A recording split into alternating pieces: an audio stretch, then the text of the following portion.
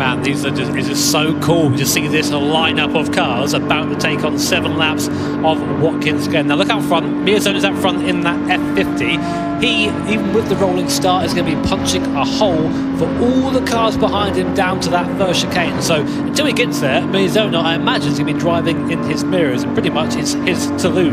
Takuma Miyazono leads the field then around the final corner here at Watkins Glen. We're about to get the sprint race underway for the Nations Cup here for World Series 1 in Montreal. It is going to be Takuma Miyazono leading the field across the timing line, but who will be taking the checkered flag in 7 laps time and starting on pole position for the grand final? We're about to go racing here. The Nations Cup is underway in 2024 as Miyazono leads the field down to T1, followed by Sasaki and Drummond. Don't expect any dive bombs down towards the first corner. That rolling starts spreading the field out a little bit, but when it begins to bunch up in the middle part of the first lap, that's where we could see moves being made. But Miyazono a little bit wide there. Sasaki having a half look to the inside into turn 2, but now he's right in the wheel tracks here of the Ferrari F50 as we come over the crest of the hill and in towards the middle sector, and Sasaki already trying to be on the attack here in the Maserati MC20. Drummond trying to follow him through as well. We're going to be attacking here with Drummond. He splits the 2.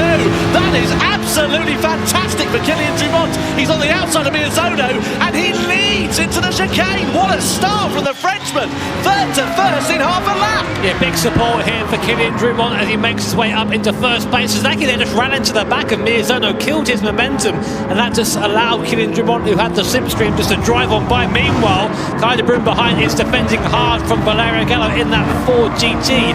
It is Ferrari, Ford, Lexus and McLaren SLR line astern at the moment as we come onto the boot section here at Watkins Glen. Uphill right hand to get into the inside, get into the camber, let it use that to turn the car, and now accelerate hard uphill towards the next heavy braking zone. Gallo there looking very aggressive and kind of just putting a wheel on the grass. That will slow him down a little bit coming over the crest. Looks like Gallo's going to have a chance. It looks to the inside. We know he can make a move easy there. Gallo on the inside up into P4, and he'll be now in pursuit of the top 3 in front of him. These are the kind of races I absolutely love in Gran Turismo. The gloves will be off. It is all-out war with these drivers. It matters for where they're going to start on the grid for the grand final. Kai de Bruyne there, a little bit wide. Serrano looking through on the inside of the Lexus LFA. No, can't find his way past at the moment, but look at the gap the top 3 have got already at the end of this first lap. It's Kylian Drummond who leads the field around the final corner at the end of lap 1, followed by Miyazono, followed by Sasaki. Big moment under braking there for Sasaki. The car got all kinds of sideways, but that is a challenge of these production style cars. Not quite as stiffly sprung as the race prepared machine, so they do move around a lot under brake, and awesome to see Sasaki there just gathering back up and get back into the chase. Into lap 2 then, lap 2 of 7 here at Watkins Glen. We're on board now with Sasaki. He's going to be again in the tow with Miyazono, and that F50 a little bit weak in a straight line compared to the cars around it, which means that Sasaki should do, if he doesn't run into the back of Miyazono this time, goes to the outside, he should have the overspeed. Miyazono's going to make him work for it, pinches his fellow countryman there. That's a little bit cheeky there from Miyazono, stops the move being made. What do you reckon of that, Tom? Stewards might be able to look at that. I don't think that was entirely fair, because Sasaki had to get out the throttle to avoid going onto the grass. The thing is now, you've got to keep an eye out for Valerio Gallo, this man here in the Ford GT. What he needs to hope for is that the top 3 start squabbling and fighting amongst one another, because that will bring this lot right back into play. At the moment, they build up such a comfortable cushion that they don't really have to be worrying about too much. But if it gets a bit unfair later on, we'll see what happens. Speaking of unfair, and speaking of moves being made, let's have a look at this from Kylian Drummond. So you can see riding on board, oh, beautiful, just absolute cream and almonds through the middle there, splits the 2, down into the bus stop, and he's through it ahead. That's just 100% commitment, 100% confidence. You need that to do well here. And the GT World Series Nations Cup. Meanwhile, the squabble for the mid-pack continues. So that Serrano gets by Kai de Bruyne, had a bit of a poor start so far, down 2 places from his qualifying position. And Gallo, unfortunately, at the head of his pack, still unable to make any headway really into Sasaki and Miyazono. So just an FYI, if you're watching for the first time, you're wondering why he's got us just bump drafting down the straight. But you're not allowed to do that. So you've got to do it on pace alone, as they say. So on board with Kai de Bruyne in that beautiful Ferrari F40, a little bit older than some of the cars around them, but still awesome to see it going now. And also, if you're wondering why these cars are up to race against one another, you're thinking, a car that's 20 years older than some of the other machinery, it's because we've got balance and performance. It gives us the opportunity to basically allow us to have a Lexus LFA fighting with a Ferrari F40, which in the real world you wouldn't get. I feel sorry for Kai, because all we can hear right in front of him is the LFA. Can't hear his own car. That wailing beat. Yeah. What a noise that makes. Meanwhile, they're fighting for second continues between Miyazono and Sasaki. Now, what will Miyazono do this time? Sasaki's going to try the long way around again. He'll carry more speed there, so he's loses distance, carries more speed. He's in the draft of Miyazono, but not close. In the background, though, the fight for 4th place is really hotting up. Serrano looks like he's got by Gallo. No, he hasn't. Gallo dives back up the inside, retains 4th position for now, and this group is very slowly starting to catch the group in front, but it's not quick enough at the moment. Fastest lap so far belongs to Kylian Drumont, who's out on his own. He's pulled away from this pack. That is very impressive in a circuit that is so dependent on slipstream. Kind of Brun looking with a bit of hip and shoulder on the inside there of Jose Serrano. Smattering of contact between the Lexus and the Ferrari. That might allow Cullen Roach into play there as well. Coming through into the final sector we go. Serrano with an offensive, tighter line. You see De Bruyne there using the throttle on, off, trying to find the right application of it. He eventually has to just sit in the wheel tracks of the Lexus for the time being. But has he got enough opportunity, enough momentum to have a lunge up the inside?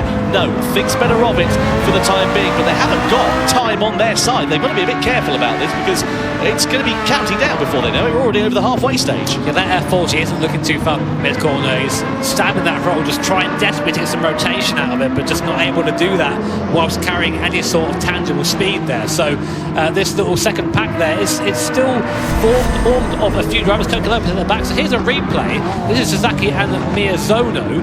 Just for position. No, there's another bit of contact between them. Sasaki gets up the inside there of Miyazono and he makes a move up into P2. He was that completely onto the battle. So our apologies there, but Sasaki does get by Miyazono and finally, and now is able to chase Kylian Drumont. But I think already it's maybe a little bit too late. Yeah, 2 seconds in 3 laps. This is going to be a very tall order, that's for sure, for Takuma Sasaki, Valerio Gallo, Serrano, kind of Brun. You could throw a blanket over these 3 drivers at the moment. They are absolutely giving no quarter at the moment. You see De Bruyne darting out of the slipstream. You can see Roach there in the background in the McLaren SLR trying to go through. Here comes Serrano. He's going to go past Valerio Gallo if he's not too careful. Down the back straight we go into the chicane. Gallo once again has track position. Does that upset Serrano's rhythm and allow De Bruyne maybe an opportunity from behind to try and attack? He's in a really unfortunate position here is Jose Serrano. Such is the close competition that we've got. He's having to look in his mirrors whilst trying to keep an eye on what Gallo's doing in front of him. Yeah, really strong defending there from Gallo as well, just being very assertive with the positioning of the car, saying no, I'm going to this is my corner, I'm having the apex. And Serrano,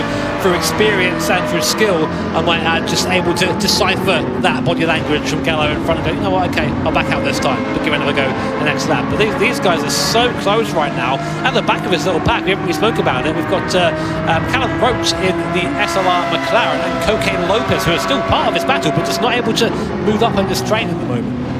So down the back straight we go in towards this tight right hand, and there's a lot of medium speed corners on this circuit. There's not really any dive bomb opportunities in this part of the lap. You can see flicking it through the left hander very much one at a time, one line corners through there, especially the elevation changes. You can see everybody running it really nicely and really clean. A lot of respectful racing going on, but no dive bombs being made. I gather though, as we get to the final few laps of this race, that's when we're going to start seeing moves being made.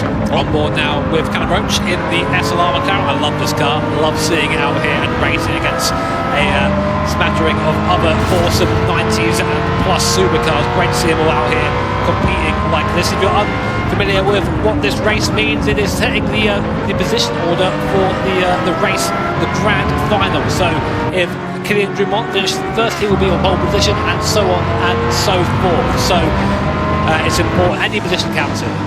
Certainly does. Miyazono then on the back of Takuma Sasaki through the right hander we go, and he's really trying to challenge his compatriot now as we come down the back straight. Sasaki's pulling out the slipstream. Look at that behind. It's like watching a darts game, isn't it? They're just throwing it through. On the inside there is Kai De Bruyne on Jose Serrano. A decisive move from the Dutchman as he goes up into 5th place, and now his next target is going to be Valerio Gallo. A little bit sideways mid-corner there for De Bruyne. Keep an eye out for that because he's had a few mid-corner moments. Gallo has a bit of a wiggle on the exit there as well, but he's just parking that car exactly where he needs to.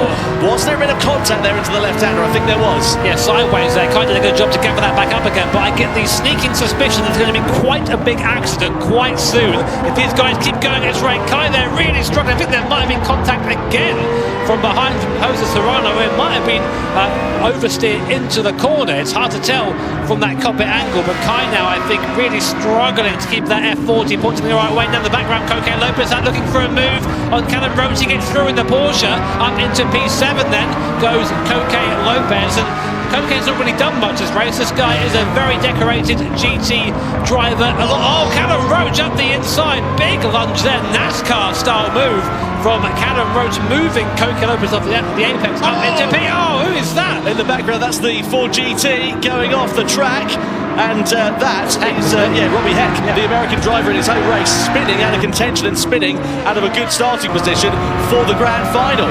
What a shame there, but it just shows you how close and how aggressively these guys are racing. We're going on to the penultimate lap now, so it's all to play for. Dumont seemingly going to win it at the front, but beyond that, it's anybody's game. Sasaki and Miyazono still joined at the hip as they go up through the S's once more. Now we know the F50 that Miyazono in that awesome yellow paint is not quite as quick as Sasaki in a straight line, but using the draft is able to stay with them and then is quicker in the corners. So unsurprisingly there, penalty there for Jose Serrano for some contact with another car. Sasaki passing Miyazono, I think, there in the background. Yeah, on the final lap. This is the incident which caused Robbie Heck to go plummeting down the order, so he got in a straight. Oh, he lost it on his own. He just hit the white line on the inside and then spent the next time saving it, got it back, saved it again, got it, ended up getting biffed there as well for good measure. Miyazono versus Sasaki, part 3. Miyazono up into second position, so he's overtaken Sasaki again there, just off camera, just missed it during the replay.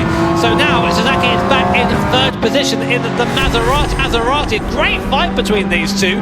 Here is the replay. Sasaki just up the hill here, and Miyazono using the slipstream to try and get back through, but I then think just lost it again coming through here. But great images between the two. Yeah, brilliant racing then as we come through the final series of corners. Look at this, side by side we go. Down into the right-hander, Sasaki on the inside, Miyazono on the outside. Maserati versus Ferrari, the two Japanese drivers giving absolutely no quarter, and Sasaki is back through ahead of Miyazono with just a couple more corners now remaining. Through the left we go, and surely this one goes to Sasaki unless he makes a mistake. He runs it onto the grass, onto the curb. Is that now a bit of an opportunity ready for Miyazono to try and pounce as we flick it through the left-hander? Kylian Drumont's 5 seconds up the road. He's going to win this one. We come through the final corner. Miyazono's going to try and out-drag Sasaki, but he's not going to have the opportunity. Sasaki's very, very close as Kylian Drumont takes the checkered flag and the victory. We come across the timing line then to begin the final lap. Actually, I beg your pardon, as we head down to the first corner. So Sasaki it is, with Miyazono very close behind. Yeah, Drumont so far in the lead there, Tom called the end of the race. That's how it's going, but we are still going. And in that Gallo gets back through past Serrano. So Gallo up into P4, but now Sasaki and Miyazono, this is their last opportunity, and they've been scrapping the whole race. They know each other's moveset by now, but Miyazono looking to the outside, to be very brave to go around the outside. Here he does, gets it done with the slipstream, which puts Sasaki now back into third place. Coque Lopez now, by the way. Oh, it's all going on down here.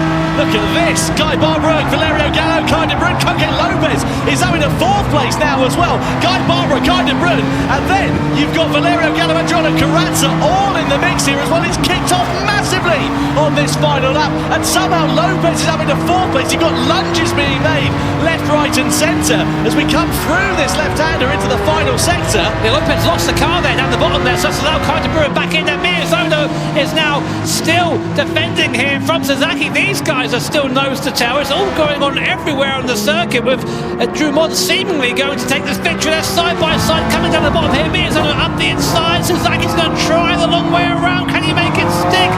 No, not quite. Miyazono ahead with only 3 corners left. This is super close between these two. Gallo and Lopez are under investigation for a collision as well. Miyazono parks the car on the apex, blocks any opportunity there for Sasaki to try and go through. We come in towards the final series of corners. Once again, this time around it will be the checkered flag as Miyazono once again takes a defensive line and Sasaki tries to attack. Drumont will take the victory and pole position for the grand final. The Frenchman does it in commanding style at Watkins Glen. It's a drag to the line for second, and Takuma Miyazono does take second place ahead of Sasaki, but it's not over further back.